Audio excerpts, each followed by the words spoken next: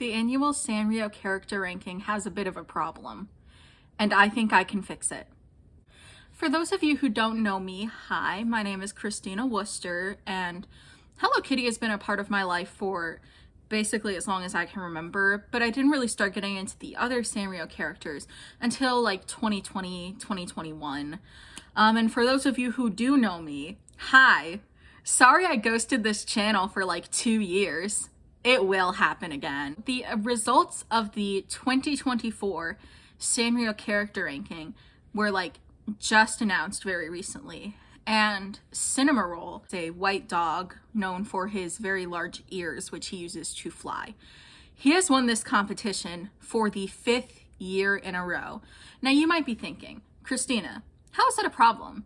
It's based on the people's vote, is it not? And if the people keep voting for Cinnamoroll, then it's only natural that he would win. Fair is fair. However, some people are getting mad. They think their faves are underrated. They think that the Cinnamoroll reign of terror has gone on for far too long. I was really hoping Hello Kitty would take the win on this one since it is her 50th year, but ultimately she did get 5th place. Now, for those of you who might be thinking, Christina, there are no real stakes to this competition, right? Well, if you're not a Sanrio fan, this is 100% true. There are no stakes. However, if you are a Sanrio fan, the reason that this contest is important is because it basically decides who gets merch for like the remaining year. Because, you know, they want to make sure they're giving the people what they want. The closer a character is to that coveted #1 spot, the more merch they're likely to make of that character, since they know that there's a demand for that. And I suppose now that I mention it, it's kind of a self-feeding cycle. The popular characters get more merch made of them, which makes them more popular, which makes more people vote for them. But however strong the opposition to Cinnamoroll is, the people who were voting for Cinnamoroll must have been stronger, otherwise he would not have won for 5 years in a row. So the question then becomes, how do we take what is very explicitly a popularity contest and prevent it from being governed by mob rule? Now, before I get into how we could change the voting system to perhaps make it a little more equitable, I feel like I should clarify for those of us who might not know what the current voting system actually looks like. In the 2024 elections, which I personally voted in, every single day you can vote for a character once. You can vote for as many characters as you want. You get like 90 to choose from, but you can only vote for each of them once a day. So the first thing that you might be thinking is, well, if the voting's the problem, we can just change the way that the voting works. So what I thought of that could potentially be used for that is either A, some kind of tournament system where contestants are separated into groups and then eliminated systemically over the course of a long period of time. I'm thinking like bracket style, like March Madness, but like for Hello Kitty and her friends. Or separating them into like multiple leagues. So like we have the major league for like the popular characters, the most beloved, and then like a minor league for the ones who are a little more offbeat, the ones you may not have ever heard of before. So that way you get to have like a more underrated contestant. We'll get to see some kind of a victory at some point. However, the reason that I don't think this could necessarily work long term is because even if you change the way that the voting is run, you're still most likely going to end up with like the same contestant winning like almost every year. Like if we do it bracket style, all of like people's main favorite characters are just gonna blaze through right to the end. I mean, maybe the same character won't win every time, but like realistically, it probably would be the same character winning most of the time, with the occasional upset. And dividing into multiple leagues, you know, we have our one major contestant who wins in the major league every year, and that's great. In the minor league, you know, in the beginnings, there might be a lot of variety because these are some characters people perhaps may not have really heard of before or been very invested in.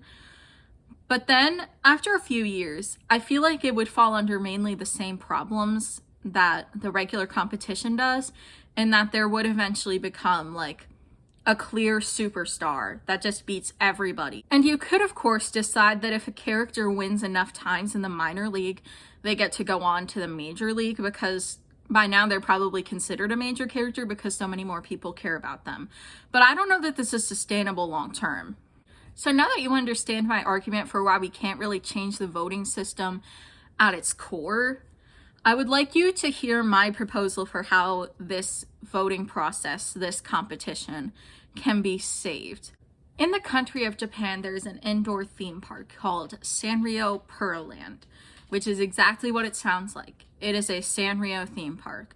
And much like many other popular theme parks that exist, including Disney, Universal, Cedar Point and other Cedar Fair, or, of course, my beloved Hershey Park, Sanrio Pearland has costumed characters, these costume versions of their most popular characters. And these characters will make an appearance at the live event where they announce who is winning the Sanrio Character Popularity Competition.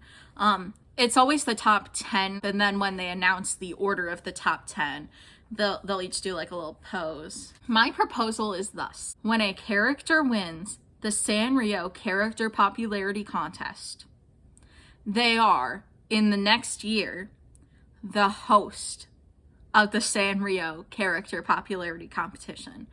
And you might be thinking, is there a host already? Yes, there are 2 human, non-costumed hosts at this live event, which is structurally seems to be pretty similar to a Comic-Con. They do also live stream it, which is how I was able to watch. So instead of doing that, we take out one of the human hosts. Maybe we don't even have to do that, but I don't know that we need both of them. And then we have a human host whose main job is to just move the thing along, you know, actually function as the real host. And then we have our character host, you know, last year's winner, about to pass the crown off to somebody else. Now, there's obviously one very glaring flaw in this potential idea, which is that, okay, we've gotten rid of the whole one character is winning every year thing. And now it's just the same 2 popular characters sort of passing the crown between them like a ping pong ball. I'm not going to argue that that wouldn't be the case. I feel like it absolutely would. But then again, without the most popular character in the runnings, who knows who people would actually vote for? We might be surprised. And I'm also not really sure what else we could do to, like, prevent one singular contestant from just winning every year. Because at the end of the day, it is a popularity contest. If the same character continues to be popular, it's only natural that they're going to continue winning this crown. Unless there is literally something in the structure of the event that prevents that from happening. Now, I would argue that perhaps the Sanrio company does not have incentive to change the way that the voting in this competition works, because they have been getting a lot of engagement this year from both the Cinnamoroll Brigade and the people who were like, we cannot let Cinnamoroll win for a 5th year. So like, obviously it's generating a lot of controversy, which tends to lead to a lot of like social media comments, which leads to more money for the company. And if Cinnamoroll continues to keep winning, like just continues this uncontested win streak, people are gonna get bored eventually. You know, they're gonna stop constantly commenting, trying to get people to vote for their favorite, because what's the point? Cinnamoroll's just gonna win anyway. I think people are experiencing fatigue with Cinnamoroll being the winner. So many people are complaining about the fact that this same contestant keeps winning every year. What I don't see is a lot of people offering solutions. If they want this competition to be culturally relevant, which I believe is their goal, and if it's not, it should be, I do feel like some changes need to be made. So there's no way that the Sanrio company is gonna see this video unless it somehow really blows up, but I doubt that. At the end of the day, it's truly not that serious. They're just a bunch of fun and funky little guys. I don't know if I'd call this like a video essay, mainly because I'm not sure if it's long enough to officially qualify as that. but it's probably the closest I've ever come to creating content that is in the style of a video essay, which is very unusual for this channel. It's mostly vlogs and like singing covers. So if you did decide to sit through this video, thank you, especially if this is not a topic you normally care about. I'm Christina Worcester. Thanks for watching, and this is me signing off.